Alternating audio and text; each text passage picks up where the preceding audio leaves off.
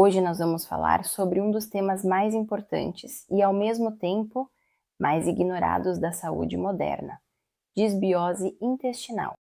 Esse é um assunto que deveria ser discutido em todo consultório médico, em toda conversa sobre saúde, energia, imunidade e doenças crônicas, mas ainda não é. E por isso tanta gente vive com sintomas que parecem desconexos, mas que na verdade têm uma raiz comum: um desequilíbrio profundo na microbiota intestinal. Para começar, é importante entender o conceito de microbiota. O seu intestino abriga cerca de 100 trilhões de micro-organismos, mais do que o número de células do seu próprio corpo. Eles formam um ecossistema complexo que participa de praticamente tudo: digestão, controle do apetite, produção de vitaminas, regulação hormonal, metabolismo, imunidade, humor e até proteção contra toxinas e patógenos. A disbiose acontece quando esse equilíbrio se rompe, quando bactérias benéficas diminuem e bactérias oportunistas ou pró-inflamatórias aumentam. Isso muda completamente a comunicação entre intestino, cérebro e sistema imunológico. Estudos publicados em Gut, Nature Microbiology, Cell Host and Microbe e Frontiers in Immunology mostram que a disbiose não é apenas um problema digestivo, ela é um fator central em doenças modernas, como síndrome metabólica, obesidade, resistência à insulina, depressão, ansiedade, alergias, doenças autoimunes, dermatites, queda de cabelo e até doenças cardiovasculares. Primeira coisa que a disbiose afeta é a digestão. Quando há poucas bactérias boas, a fermentação de fibras diminui. Isso significa que você produz menos ácidos graxos de cadeia curta, especialmente o butirato. O butirato é o combustível preferido das células intestinais.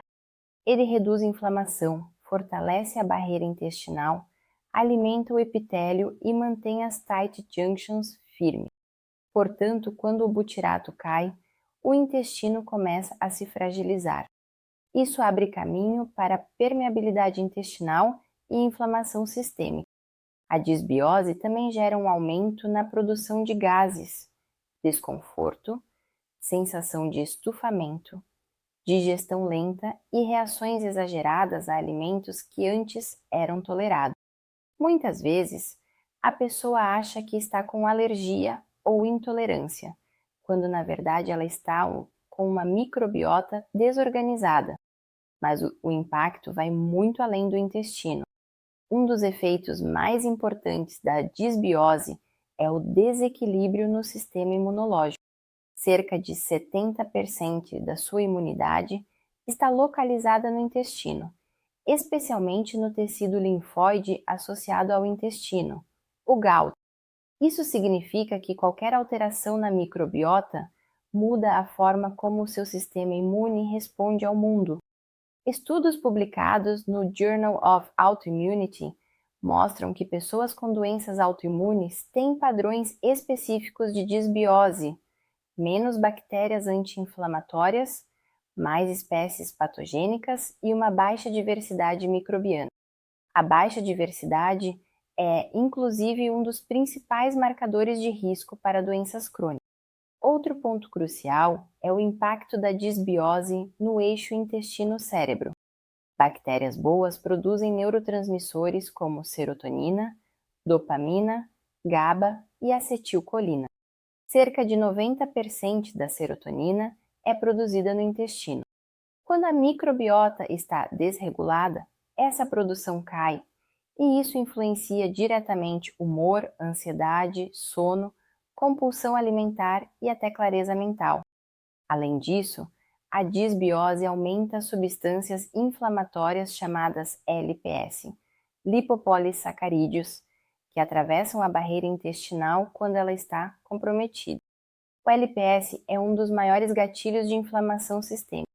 Estudos mostram que níveis elevados de LPS no sangue estão ligados à depressão, fadiga crônica, dor muscular, baixa imunidade e resistência à insulina.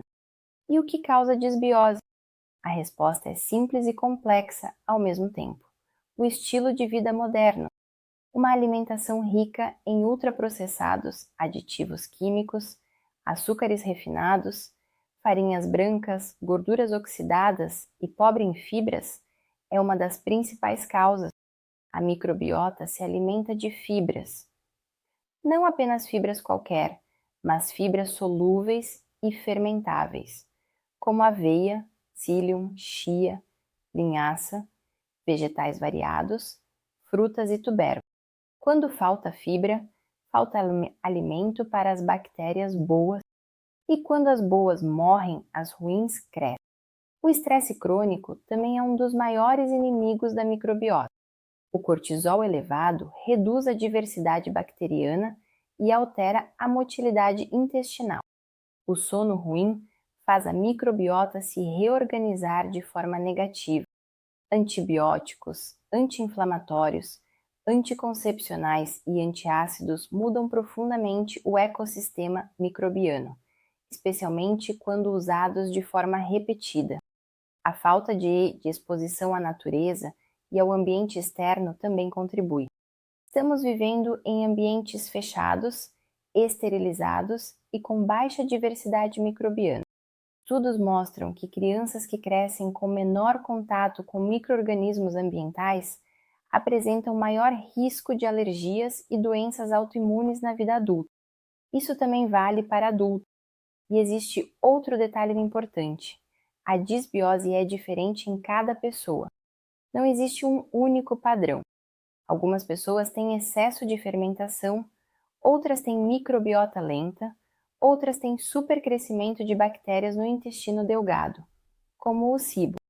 Por isso, a abordagem deve ser individualizada e não com soluções genéricas.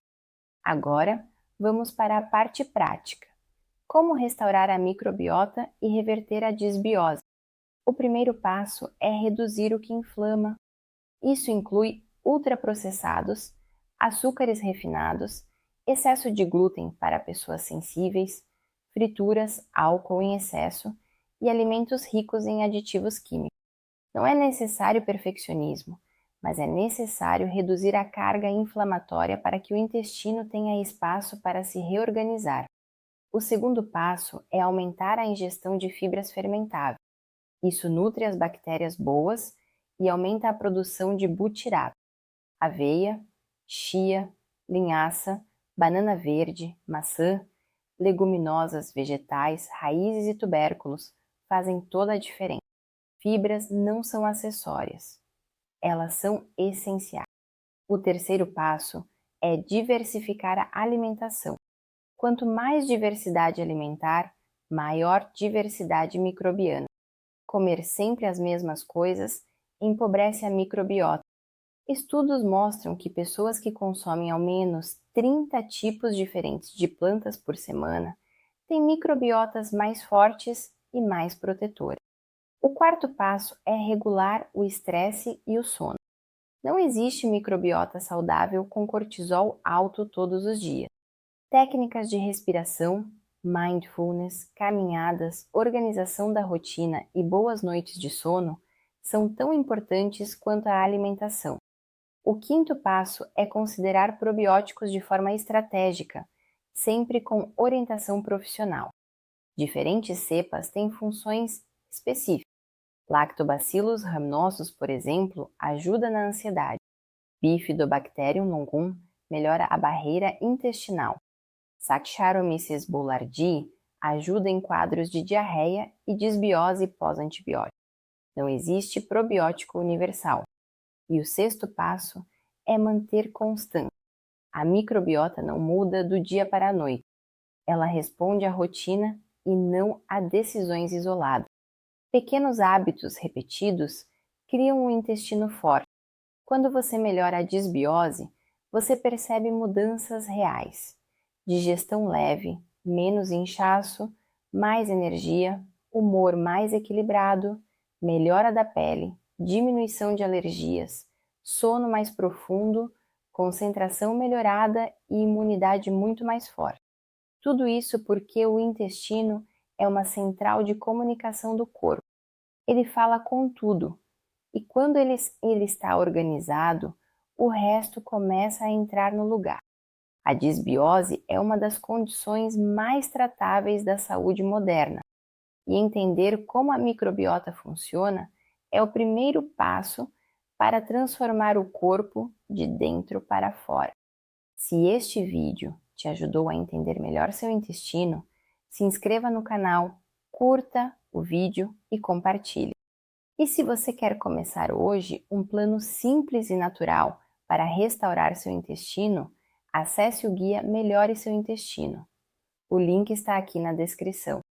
A saúde começa no intestino e você pode começar sua transformação agora.